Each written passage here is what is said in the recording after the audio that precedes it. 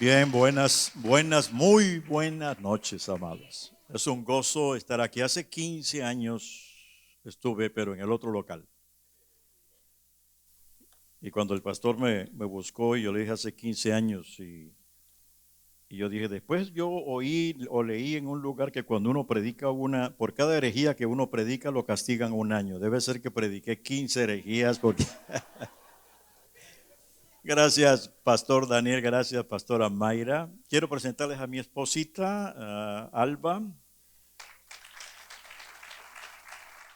50 años de casados tenemos ya. Y mañana vamos a estar con parejas. Y los que quieren ser parejas también.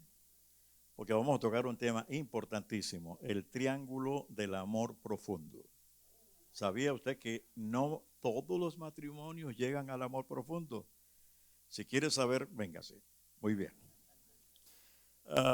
Vamos, yo quiero que usted ore por el que está a su lado. Ponga la manita ahí en el hombro y dígale: Señor, te pido que hables a mi hermano, a mi hermana. Señor, aquí estamos listos, anhelando que tú seas el que hables. Nosotros queremos hacer como María, que se sentó a tus pies mientras Marta corría, y tú le dijiste a Marta: Marta, Marta, afanada estás, pero María ha escogido la mejor parte y nadie se la va a quitar. Y eso es lo que queremos esta noche, estar a tus pies, porque esa es la mejor parte y esa nadie nos la puede quitar. En el nombre de Jesús. Amén. Me encanta el tema que escogieron. Este es nuestro tiempo realmente, en tiempos como estos. Porque las cosas se han ido complicando y se van a complicar más. Y se van a complicar más porque la Biblia lo dice. Yo ya leí el último capítulo de este libro, Apocalipsis 21. Ya sabemos quién gana. Pero que algunos están queriendo ganar y la van a ganar en algún momento, el Señor los deja ganar. Pero cuando hablaba el pastor de la violencia, yo estaba pensando en la violencia de la que está ahí contenida en la Biblia, que no es de armas, no es de bombas, no es de granadas, no es de misiles, sino la violencia que tiene un niño en el momento de nacer, quien capaz de romper una matriz y pasar por un túnel. Eso es violencia, pero violencia que es nueva vida. O la violencia que tiene una semilla cuando se siembra. Dentro de esa semilla hay una violencia lenta pero poderosa, que cuando el tiempo pasa es capaz de ser un árbol y reventar el concreto. Esa es la violencia.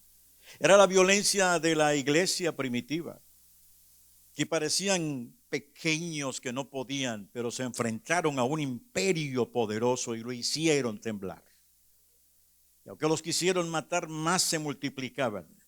No empuñaron una espada, no tiraron nada contra nadie, pero lanzaron el peor para ellos, el mejor para nosotros de los misiles, el mensaje del evangelio, que chocaba contra todas las estructuras. Y creo, hermanos, estoy convencido, quizá yo lo vea o no lo vea, pero estoy convencido que el tiempo de los primeros discípulos se va a repetir al final. Ellos no le tuvieron miedo a la muerte. Yo creo que con esta pandemia muchas cosas pasaron, malas y buenas. Pero veo una buena de las muchas buenas. Fuimos libres de muchas cosas, pero creo que fuimos libres de el miedo a la muerte, porque la tuvimos cerca. Yo perdí mi hermana, mi esposa perdió a su hermano, vimos tantos pastores morir, tantas familias desajustadas. Fuimos confinados, no sabíamos qué hacer. Como me dijo un padre de familia: no sé qué hablar con mi familia y ahora estoy todo el tiempo con ellos. Porque salía en la mañana y regresaba en la noche y muy poco los veía. Fuimos libres de la tanatofobia. Tanatofobia viene de dos palabras griegas: thanatos, muerte; fobia, miedo a la muerte. Y los primeros discípulos fueron libres de eso. Ellos sabían que recibir a Cristo era morir, ser lanzados al circo romano. Y ellos no callaron. Cuando les decían, no prediquen más este evangelio, ellos decían, Señor, danos más denuedo. Eso es violencia. Danos el denuedo de predicar este evangelio. Danos la libertad que nada ni nadie pueda detenernos. Y una vez unos de ellos hablaron al gobierno de ese tiempo y les dijo, es más necesario obedecer a Dios antes que a los hombres. De lo cual Jesús dijo, y cuando ya sean llevados a los tribunales, no se preocupen qué van a decir, porque el Espíritu Santo pondrá las palabras en ustedes. Eso es violencia. En el año 2016, el Departamento de Salud de los Estados Unidos dijo que en proyección para el año 2025 habría aquí en Estados Unidos una escasez de consejeros, psicólogos y psiquiatras, porque sería mucha la gente que buscaría y no habría para que los atendieran. Pero eso se adelantó con la pandemia y lo que estaba proyectado para el 2025 se dio en el 2020. El doctor Tim Clinton, presidente de la Asociación Americana de Consejeros Cristianos, dijo, no estamos en un desastre emocional, estamos en una tragedia emocional. Los índices de suicidio se han elevado incluso dentro de la iglesia cristiana. Nuevas ideologías, nuevas tendencias, nuevas leyes están viniendo y vienen con fuerza y vienen amenazando y vienen listos a destruir todo. Pero lo que no saben es que el mismo Dios que sostuvo los primeros discípulos sostendrá la iglesia de los últimos tiempos.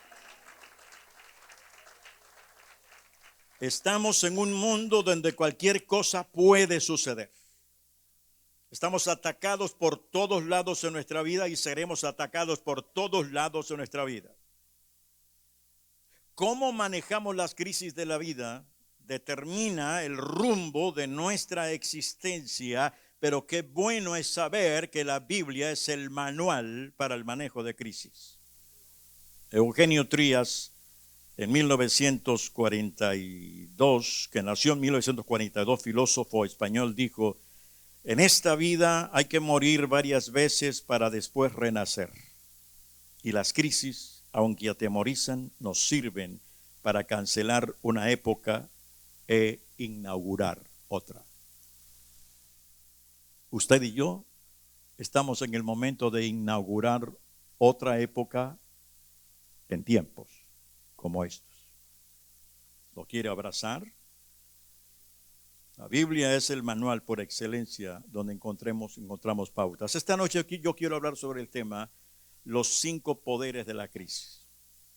Porque la crisis es lo que tenemos que enfrentar y ya estamos enfrentando. No imaginábamos que después de esta pandemia vendría una guerra que no ha terminado y no sabemos en qué va a terminar. Las ideologías que están llegando, nos están rodeando, los padres de familia no saben qué hacer con muchas situaciones que están enfrentando. Muchos perdieron sus seres queridos. Hay una crisis y habrá crisis. Pero toda crisis tiene 5 poderes. Se puede tener listo 1 de Samuel capítulo 30, porque esas 5 crisis están en el primer libro de Samuel capítulo 30. El problema es que la mayoría de personas se quedan entre los primeros 2 poderes y los primeros 2 poderes los aniquilan. Pero el que dice yo voy a vivir esto hasta el 5º poder, esos son los violentos que arrebatan el reino. El primer poder de la crisis es la crisis del desfallecimiento. En un momento duro desfallecemos. Desfallecimiento es la pérdida de fuerza o energía. Es sentir que la tierra firme se convierte en pantano. Es sentir que el oxígeno falta a nuestros pulmones.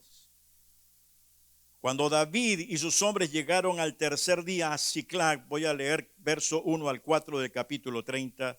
Cuando David y sus hombres llegaron al tercer día a Siclag, los de Amalec habían invadido el Degec y Siclag, habían asolado a Siclag y le habían prendido fuego.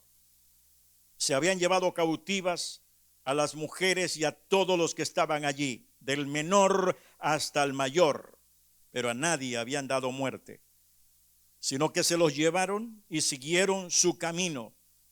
Llegó pues David con los suyos a la ciudad y se encontró que estaba quemada y que sus mujeres, sus hijos e hijas habían sido llevados cautivos.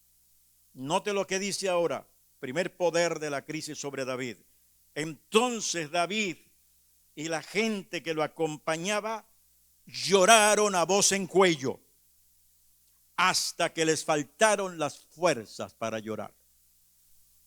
El primer poder que golpeó a David y su ejército fue el desfallecimiento.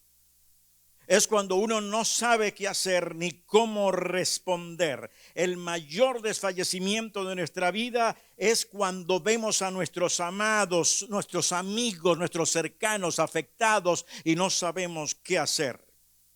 Alguien conoce el poder de la familia, alguien conoce el poder de la amistad, alguien conoce el poder de la iglesia y no descansará hasta romperla. Y está siendo rota en algunos lugares. El desfallecimiento tiene un poder capaz de aniquilar el último aliento de vida. El único camino de expresar el desfallecimiento son las lágrimas. El llorar es el río interno del alma que expele el desfallecimiento. David y sus hombres, siendo hombres de guerra, terminaron llorando desconsoladamente frente a la crisis al notar que sus familias habían sido secuestradas y sus casas quemadas. Hay un mito que tenemos que romper y es el mito que llorar es debilidad. Falso, porque seguimos siendo humanos. Llorar es un regalo de Dios. Las lágrimas las puso Dios con una finalidad. No solamente limpiar la retina de nuestros ojos, sino limpiar los cristales de nuestra alma. Jesús lloró frente a la tumba de Lázaro. Jesús lloró por la ciudad de Jerusalén. Jesús lloró en la cruz cuando dijo: Dios mío, ¿por qué me has desamparado? No lo dijo Dios mío, no. Él lo dijo con lágrimas. David lloró a voz en cuello hasta que le faltaron las fuerzas. El problema no es llorar.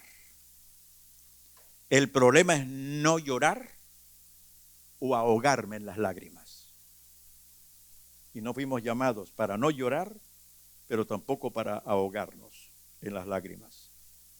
Las crisis a veces se profundizan y nos llegan con un profundo desfallecimiento. Y eso hay que vivirlo.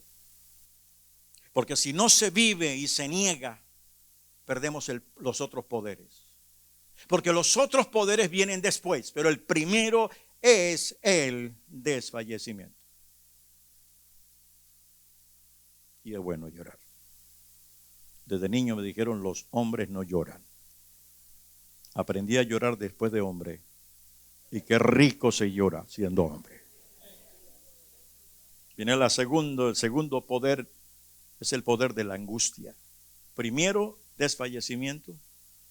Luego viene el poder de la angustia. El filósofo alemán Martin Heidegger dijo en 800 por ahí. La angustia es la disposición fundamental que nos coloca ante la nada. Dice el verso 5 al 6 del capítulo 30. Las dos mujeres de David, Ahinoam jezreelita y Abigail, la que fue mujer de Nabal, el de Carmel, también habían sido llevadas cautivas. Y note lo que dice ahora. David se angustió mucho. Primero se desfalleció, después se angustió mucho. Porque el pueblo hablaba de apedrearlo. Pues el alma de todo el pueblo estaba lleno de amargura, cada uno por sus hijos e hijas. El guerrero desfalleció, el guerrero se angustió. ¿Qué es la angustia? Es un estado afectivo de carácter penoso que se caracteriza por aparecer como reacción ante un peligro desconocido o impresión. Y suele estar acompañado de malestar psicológico y por pequeñas alteraciones en el organismo, tales como elevación del ritmo cardíaco, temblores, respiración corta, sudoración excesiva, sensación de opresión en el pecho. Angustia viene de la palabra angosto. Angustia es cuando me siento que voy por un túnel angosto. No puedo regresarme, no puedo dar vuelta. De ahí viene la palabra angustia. En la crisis, la mayor angustia se produce no en la crisis misma, porque el pasaje dice que David se angustió porque su pueblo lo criticó y dijeron por culpa de él. Y lo más doloroso es cuando después del desfallecimiento uno espera de los amigos y de la familia y de la iglesia el apoyo. Y nos dicen, yo sabía que eso iba a pasar. ¿Por qué criticaban a David? Porque recuerda que David, huyendo de Saúl, había llegado a Siclac y le pidió hospedaje al rey pagano. Y el rey lo hospedó y le dejó estar en esa tierra, pero él no consultó con Dios. Y el pueblo dijo, ve, esta tierra fue invadida porque David no tenía que haberse venido con nosotros para acá. Porque esta no era la tierra de Israel, esta era tierra pagana. Y empezaron a criticarlo y a juzgarlo. ¿Cuánto duele cuando en el momento de la angustia y la desesperación, en vez de que alguien nos apoye, nos señala? Mi esposa y yo tenemos una amiga pastora en Argentina, Verónica, con quien trabajamos cerca cuando vivíamos en Argentina. Y hace unos 2-3 años el hijo de ella se suicidó. Qué tremendo. Dice ella en su testimonio que por 1 año no siguió ministrando. Cayó en depresión, soledad, con muchas preguntas. Pero ella dice, el día que estaba yo al lado del féretro de mi hijo, porque en la ceremonia para llevarlo al cementerio, se le acercó un pastor y le dijo, hermana, déjame decirte cuánto lo siento, pero más siento que su hijo está en el infierno. Dijo, eso fue un golpe bajo. Otra señora se le acercó creyente y le dijo, hermana, revise lo que hay en su vida, porque el que anda bien con Dios no le suceden estas cosas. La golpeó. Pero ella se levantó porque ella vivió las 5 crisis, los 5 poderes. Y hoy, después de eso, de que se levantó de ahí, inició una fundación en Argentina que se llama Familias en Dolor, para ministrar las familias cuando un miembro de la familia se suicida. Aleluya, dele gloria a Dios. Es cierto que el pueblo tenía cierta razón, pero ese no era el momento para decirlo. Ni tenía que decirlo. La vida misma enseña y no necesita maestros de segunda que repita lo que ya la vida nos enseña. El poder de la angustia dispara la depresión. Y la depresión es algo que ha incrementado últimamente aún en el pueblo de Dios y en el pastorado. Porque antes se veía la depresión como algo diabólico. Ahora la ciencia ha comprobado que hay muchas fuentes para la depresión. Y puede venir de problemas cerebrales, deficiencias cerebrales, situaciones críticas emocionales. Se cuenta que una vez el diablo puso a la venta en una garage sale todas sus herramientas a precio muy barato. Y allí estaba la tristeza a $1. Y allí estaba la frustración en $3. Pero había una herramienta que era muy cara. Y alguien le dijo, ¿cuál es la razón por la que en este garage sale todo es tan barato, pero esa está cara? Dijo, es que esa es mi arma favorita. Y el que la quiera tener tiene que pagarla. ¿Y cómo se llama? Depresión. Sí. David hubiera podido sentir la presión del desánimo y la desesperación, pero la angustia lo agotó. El dramaturgo francés Eugène Ionesco dijo, las ideologías nos separan, los sueños y la angustia nos unen. Porque en medio de la angustia uno encuentra cuáles son los verdaderos amigos. ¿Y cuál es la verdadera familia? Cuando la ayuda humana desaparece, entra en juego de una vez el tercer poder de la crisis. Llevamos desfallecimiento, llevamos angustia, pero hay una tercera que se llama el poder de la fortaleza. El poder de la fortaleza. Marco Antonio Lucano dijo en el año 39 al 65, que fue cuando vivió, ante el inminente peligro, la fortaleza es lo que cuenta. Note lo que dice el verso 7 y 8. Pero, note que el pero en la Biblia es un cambio de dirección. Primero dice, David desfalleció, luego dice, David se angustió, pero luego dice, pero, le dio una media vuelta, pero David halló fortaleza en el Señor su Dios.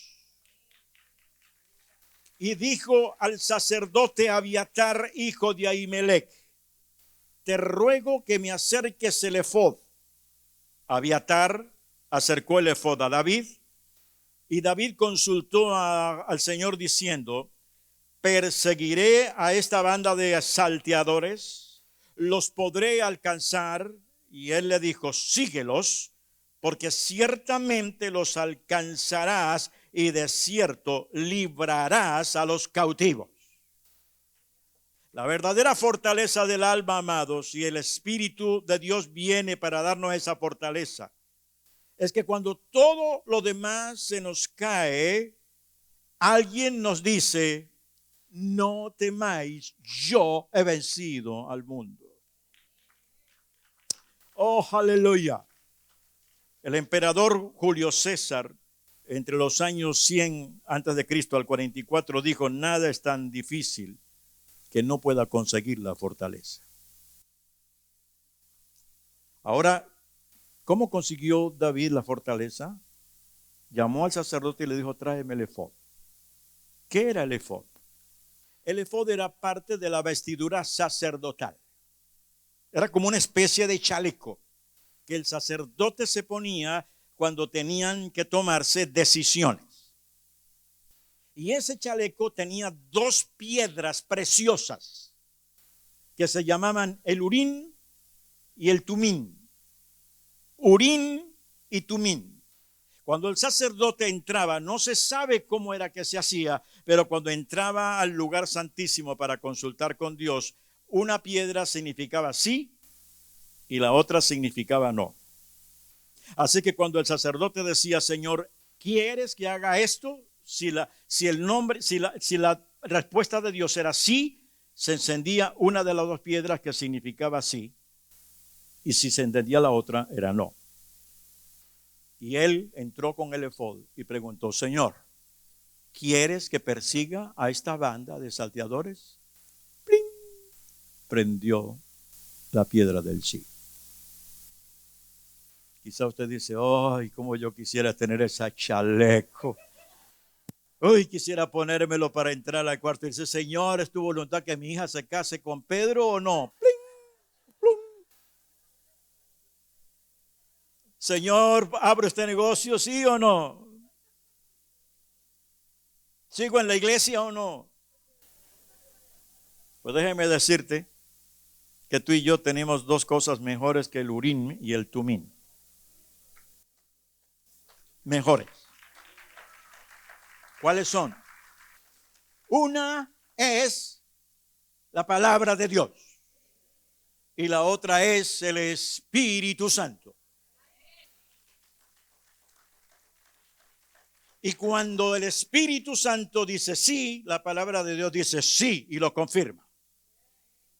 Cuando el Espíritu Santo dice no, la palabra de Dios dice no. Ah, pero es que queremos lo mágico. Porque así no consultamos con el Espíritu Santo ni con la palabra. Yo quiero la piedrita, pues bote las piedritas y métase donde tiene que estar. Porque esto es más rico que cualquier otra cosa. Y con eso David recibió la fortaleza, lo que había perdido, casi perdido en el desfallecimiento y casi difuminado en la angustia. Cuando Dios le dice sí, dijo, no hay duda. El reino se arrebata con violencia. Y le dijo a los hombres, prepárense, porque nos vamos. Dios nos dijo que sí. Aleluya. Note lo que sigue diciendo el pasaje a partir del verso 9. Partió pues David junto a los 600 hombres que lo acompañaron y llegaron hasta el torrente de Besor, donde se quedaron algunos. Recuerde, se quedaron algunos en el torrente de Besor porque esos algunos van a formar parte del cuarto poder. David siguió adelante con 400 hombres, pues se quedaron atrás 200 que cansados no pudieron pasar el torrente del Besor. Hallaron en el campo a un egipcio, al cual trajeron ante David, le dieron pan y comió, y le dieron a beber agua, y también le dieron un pedazo de masa de higos secos y 2 racimos de pasas. Luego que comió se sintió reanimado, pues no había comido pan ni bebido agua durante 3 días y 3 noches. Entonces le preguntó David, ¿a quién perteneces? ¿De dónde eres?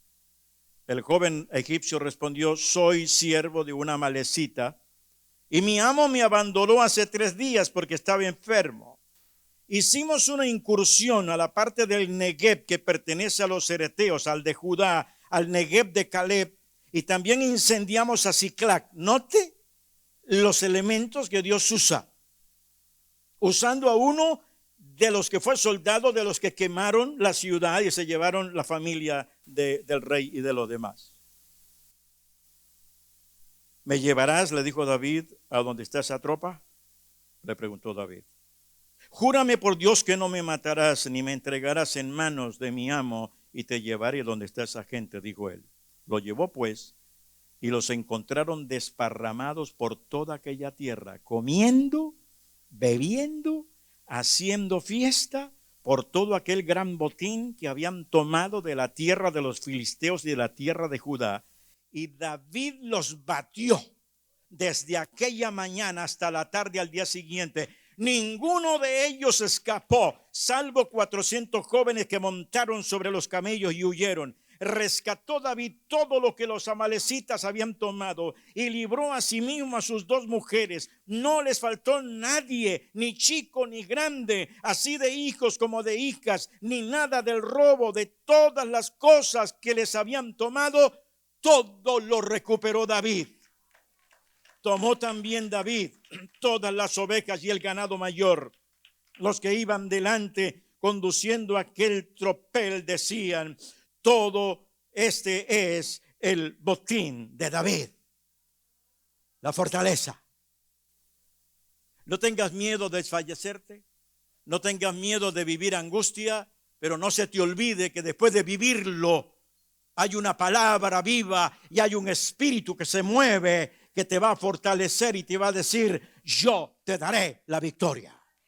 Yo te devolveré tus hijos. Yo restauraré tu negocio. Yo levantaré tu reputación. Yo te pondré en el lugar donde siempre has querido estar, porque la fortaleza del Señor siempre termina en victoria. La fortaleza del Señor es reivindicación. La fortaleza del Señor nos devuelve todo lo perdido. La fortaleza del Señor nos retorna la alegría. La fortaleza del Señor destruye lo que nos angustiaba. La fortaleza del Señor nos cambia la perspectiva de la vida. La fortaleza del Señor repara relaciones rotas y recupera la unidad. Y recuerde que Dios está en este asunto. En tiempos como estos vamos a sentir desfallecimiento, angustia, pero también su fortaleza. Y Él nos dará la victoria.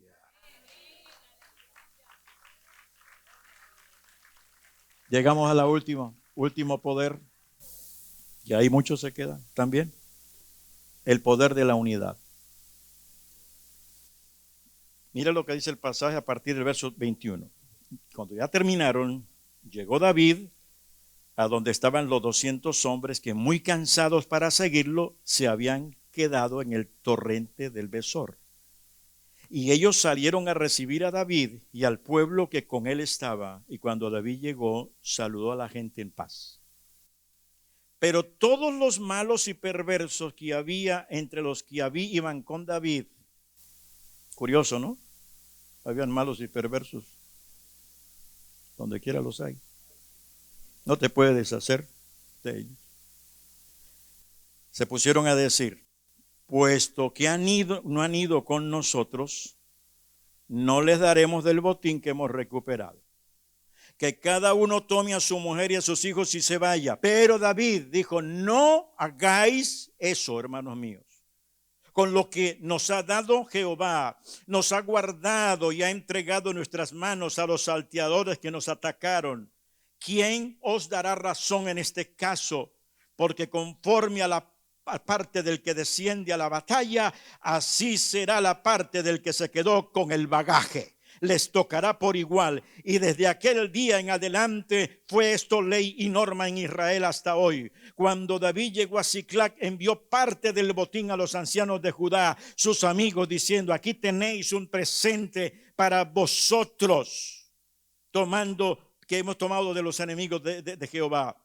Y se los envió a Betel, Ramot de Negué, Jatir, Aroer, Sifno, Estemoa, Racal, a las ciudades de Jerameel, a las ciudades del Ceneo, a los de Orma, Corazán, Atán, Hebroc y a todos los lugares donde David había estado con los hombres, porque él dijo, la victoria es de todos.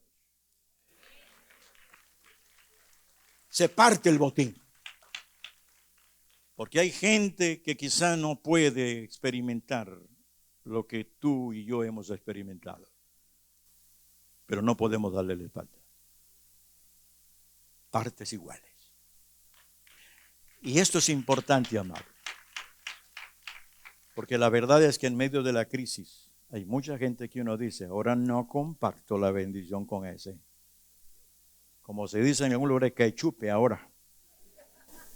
No. Cuando Violeta Chamorro ganó la presidencia en Nicaragua, estábamos llegando a trabajar en Nicaragua. Cuando ella comenzó el gobierno, pidió a todos los guerrilleros y a todos los que de una y otra parte, los contra, habían estado peleando, abrió una gran fosa en Managua y dijo, quiero que tiren aquí sus rifles, sus ametralladoras, porque no quiero comenzar un gobierno con eso que fue muerte. Y dijo estas palabras, la reconciliación es más bella que la victoria. Le echaron concreto y hoy es el Parque de la Paz en Managua. El dramaturgo español Jacinto Benavente dice, en la pelea se conoce al soldado, pero solo en la victoria se conoce al caballero. La fortaleza del Señor está para sostenernos y guiarnos. ¿Vienen tiempos difíciles? Sí. La Biblia lo dice. ¿Vamos a sentirnos desfallecidos? ¿Por qué no? Angustiados también. Pero los tenemos a Él. Y tenemos el Urim y el Tumim, la palabra y el Espíritu. Y Él nos hablará. Y cuando Él habla, los montes tiemblan. Cuando Él habla, el enemigo corre y huye. El autor del último libro que sacó es un escritor, Jonathan Cahn. Sacó su último libro, que es El Retorno de los Dioses. Interesante libro, porque él muestra cómo los dioses que estaban en el tiempo del Antiguo Testamento y en el tiempo cuando la iglesia de Cristo fue montada, estaba establecida, habían dioses que gobernaban en ese tiempo, y habían 3 dioses fuertes, que era Baal, Ishar y Moloch. Y Baal tenía que ver con dinero y éxito, Ishar tenía que ver con sexualidad, orgías, y Moloch tenía que ver con el sacrificio de niños. Pero cuando el evangelio entró, esos dioses huyeron. No podían estar de pie ante el Rey de Reyes y Señor de Señores.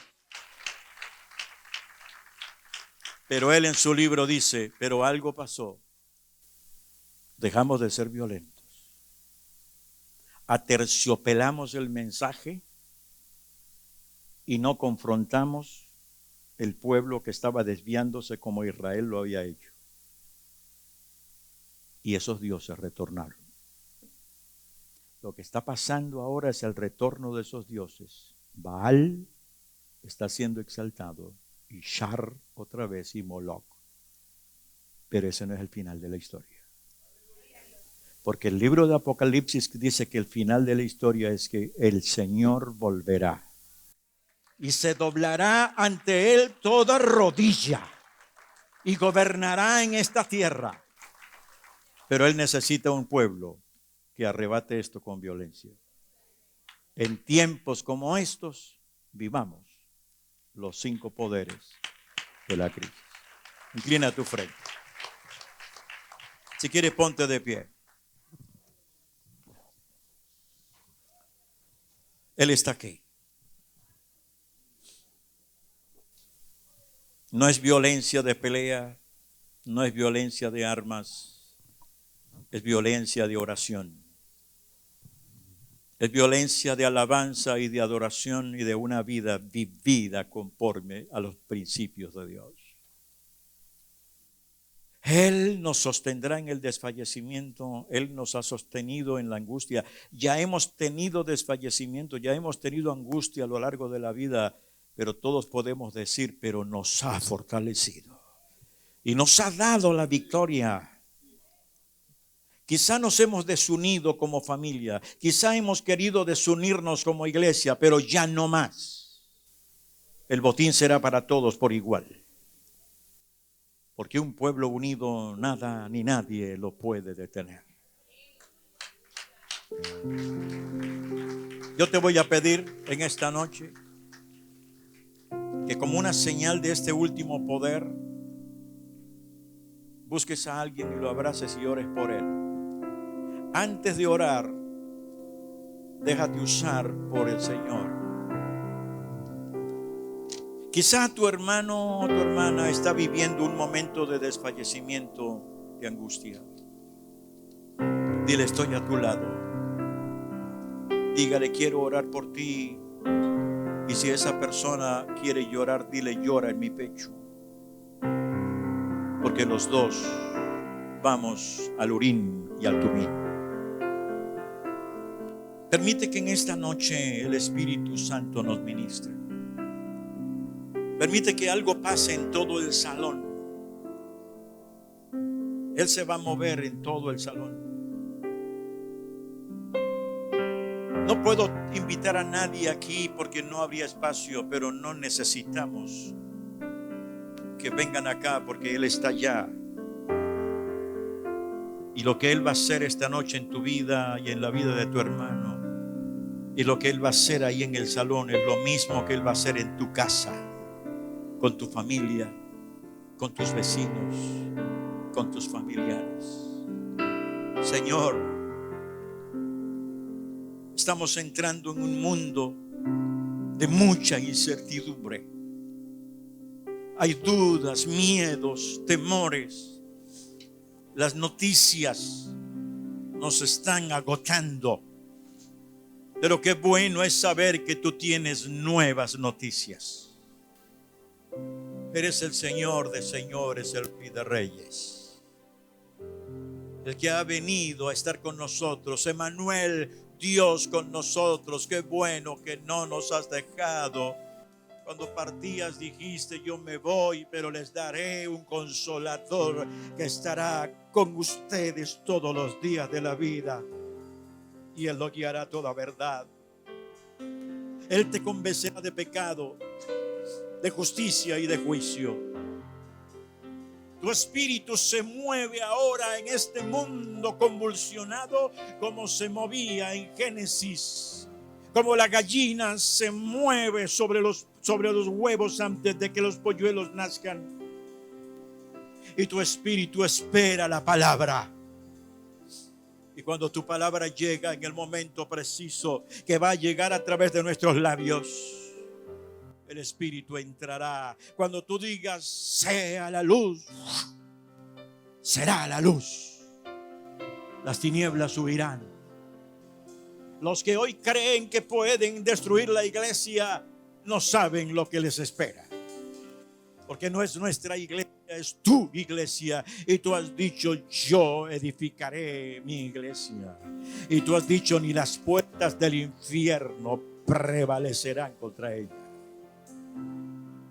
Queremos abrazar hoy esa violencia. No de armas, no de bombas, no de misiles, pero de oraciones directas. De la dinamita del poder del Espíritu. Del abrazo amoroso para aquel que sufre. Del corazón tierno que llora con el que llora. Quita nuestra indiferencia, Señor.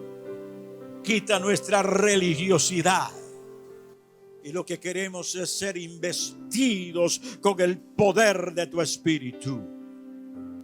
Así como lo hiciste con los primeros discípulos. Y nos van a ordenar que nos callemos. Y nos van a decir que no prediquemos. Pero nosotros queremos orar como ellos. Señor, danos de nuevo. Danos libertad. Danos la fuerza de seguir predicando el Evangelio. Eres el poderoso de Israel. El santo y majestuoso. Siga adorándolo, siga adorándolo, siga adorándolo. Creo que el Espíritu de Dios está moviéndose aquí en muchas vidas. Oh, sai, toca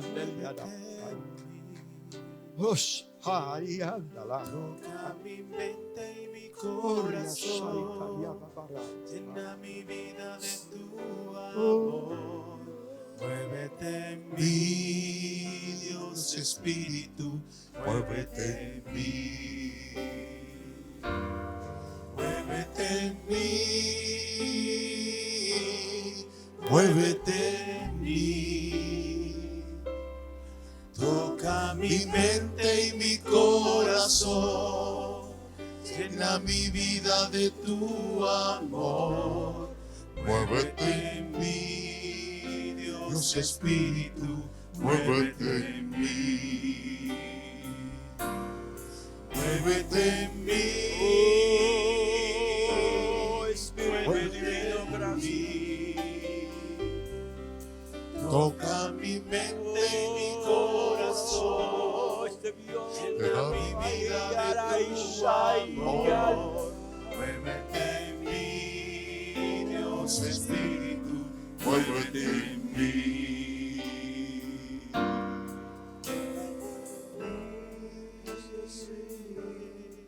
Levanta tu voz, únete ahora.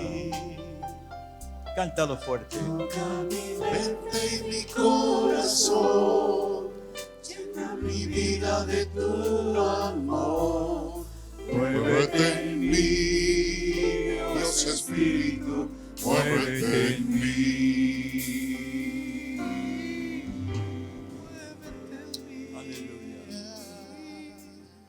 En esta noche vamos a cerrar con un fuerte aplauso al Rey de Reyes y Señor de Señores. Aleluya. Llena mi vida de tu amor. Muévete en mí, Dios Espíritu. Muévete en mí. Una vez más.